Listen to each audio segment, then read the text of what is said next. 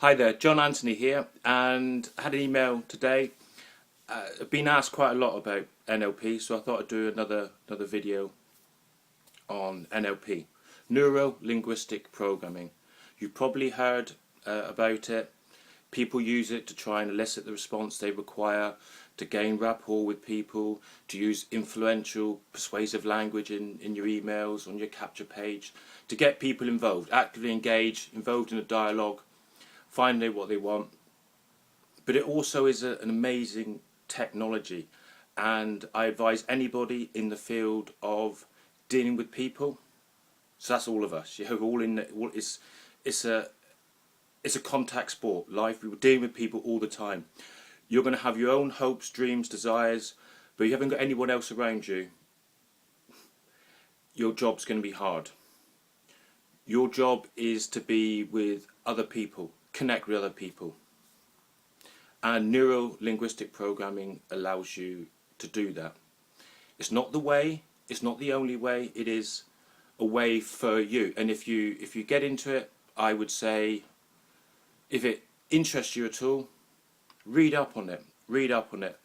I'll cover the books that I think would be of interest to somebody taking this as a first step into neuro-linguistic programming. So what's it all about? Started in the early 1970s by John Grindler and Richard Bandler, and they were looking to how to model excellence. How can you model the excellence, the behaviour of somebody who is excellent in their field? So they looked at the best in their area, and you had people like Fritz Perls, Virginia Satir, Bateson, people in therapy, and how can they affect a change in somebody when other therapists couldn't do it, and also the speed and the clarity and the long standing of affecting that change would carry on days, years, a lifetime after the therapy. And also they modelled the wonderful Milton Erickson, who was a hypnotist, hypnotherapist. I came into connection with NLP, Neuro-Linguistic Programming, in the early 1990s when I joined an insurance company. I got involved with that company, and they opened my eyes to improving my knowledge, improving my craft. If I wanted to deal with people, I had to be better. As one of my managers would say, the business is not out there, John, it's in here. That's where you've got to start. So the first books I read, not knowing about NLP, one of the recommended lists, of course, in that times was Unlimited Power, Anthony Robbins.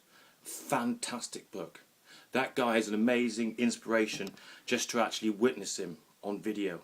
Read his books where you can actually take it and dive in at your own leisure.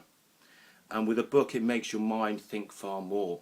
If you're watching a video, you're taking things in, but you're taking in the opinion that he's got in this 20, 30 hour long whatever video. You read a book, time is your own.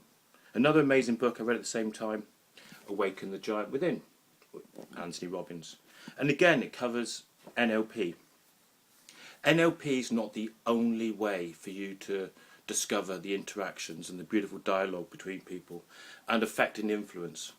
Not necessarily your influence, but to realise you're under the influence of another person and an environment you're in. But it does allow you to highlight, to think at things more clearly. It gives you a framework to work about the discussions you're having, and how to influence, how to get what you want. It's got to be a two-way street, give and take, win-win situation. They've got to get something, you've got to get something, but it's finding out about the person. So that's kind of some of the things that NLP can do. They talk about the map is not the territory. You can't eat the word food, you can't drink the word water. That actually represents something to you. So people have higher thinking structures, thinking plans. They might act in a certain way, but there's other things going on, and there's a process before any action, any habit. So it allows you to highlight that and say, use this framework to work out how somebody's achieving a certain result. If one person's achieving a result, then other people can too. Of course in their own unique way, but you can kind of follow the process.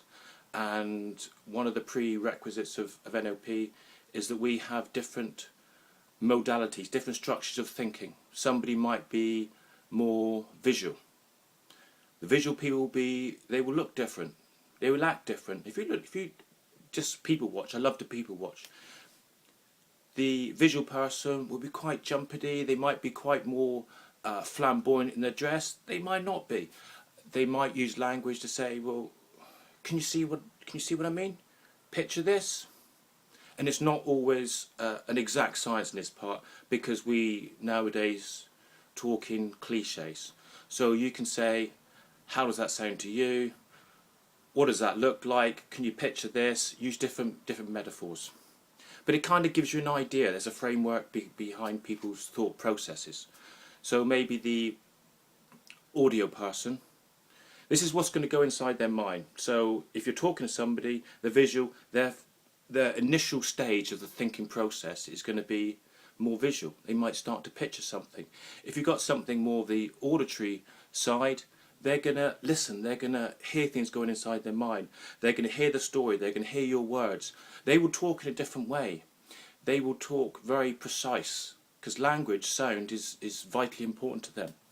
A visual person might not really want to know what you've got to say and be quite bored with somebody's conversation who's very, very auditory, because they'll be very pronounced in describing things.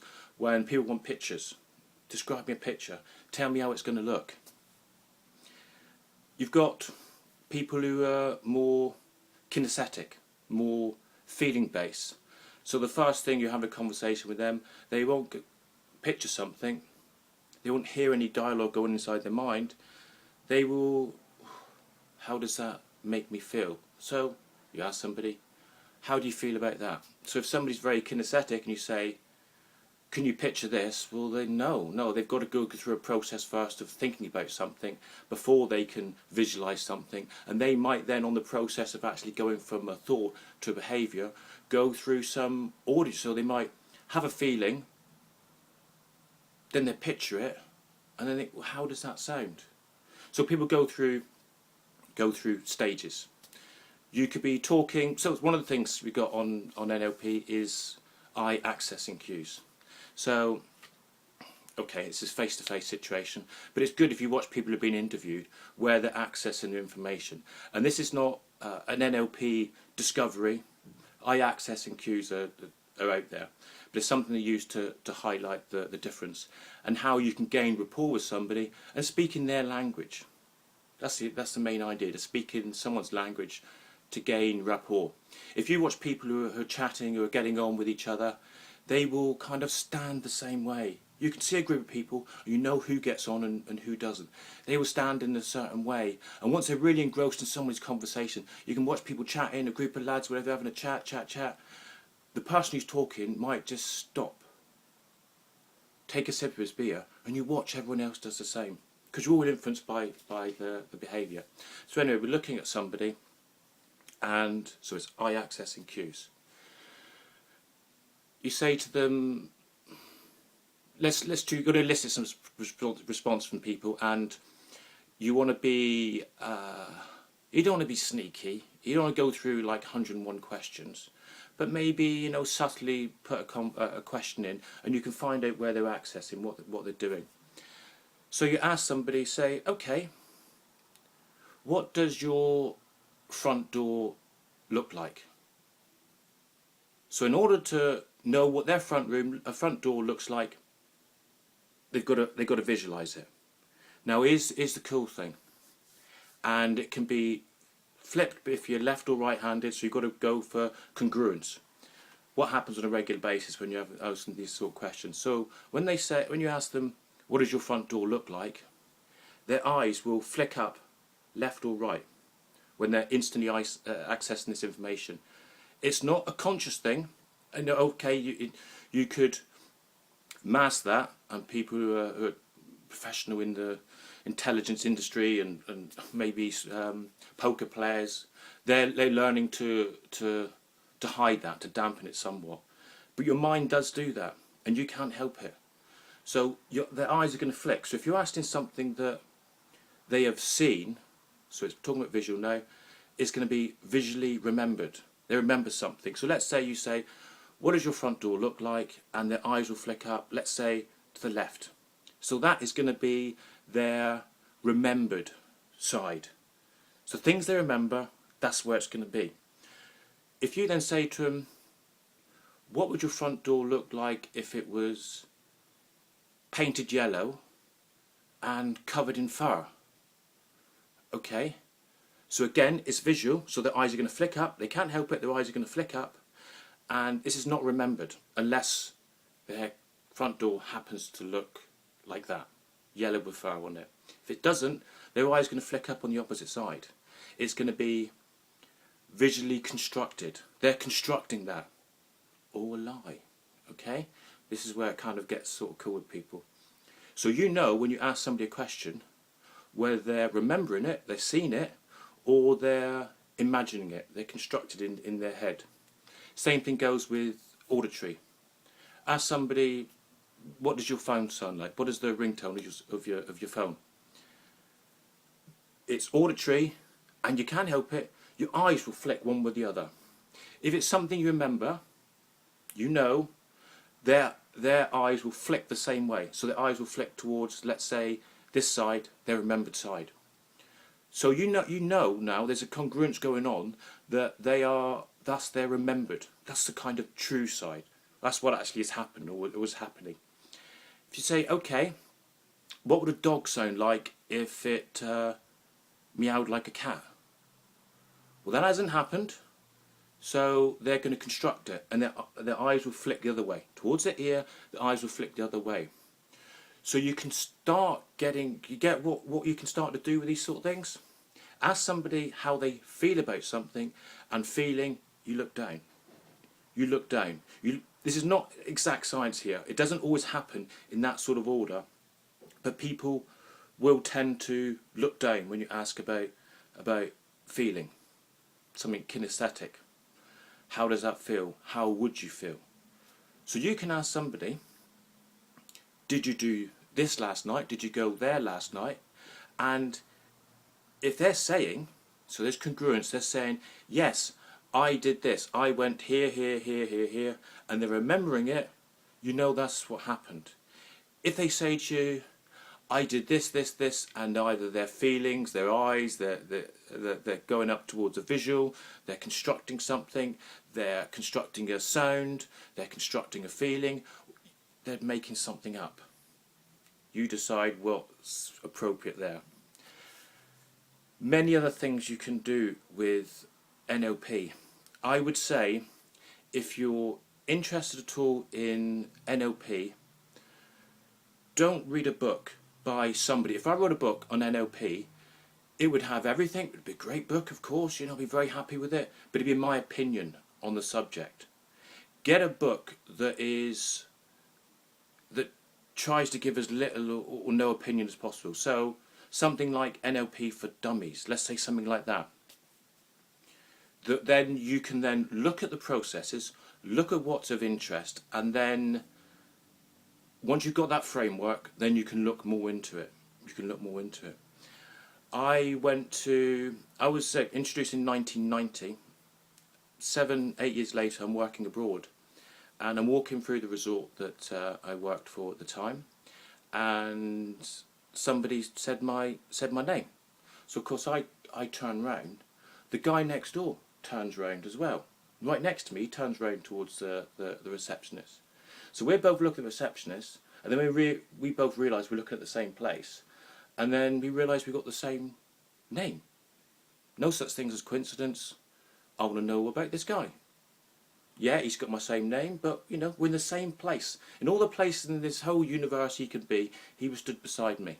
So we started chatting, and he too was interested in NLP, and he was telling me about I think it was a master practitioner or whatever. It's the top level of whatever the NLP structure, learning about all the secrets and what you can do. That was basically it. So I thought, okay, that sounds cool. And then he went on to say that the guy conducting the seminar, it's a 10-day seminar in London, was Richard Bandler. Fantastic. So I'm going to learn something. Let's learn from the man himself. So I went back to the UK, attended a 10-day course with Richard Bandler. I was actually the hypnotist. And there's a guy called Michael Breen. I'll come back to Paul McKenna. I do apologise. Paul McKenna, the hypnotist Paul McKenna, Richard Bandler, and a guy called Michael Breen. I like Michael Breen. He's a nice guy. That was it. 10-day course. Explain all the wonders of what you can do in NLP. Mind-blowing things. And I know I said if you're going to get books, then get a book that doesn't give you an opinion. So NLP for Dummies. Find out some basics.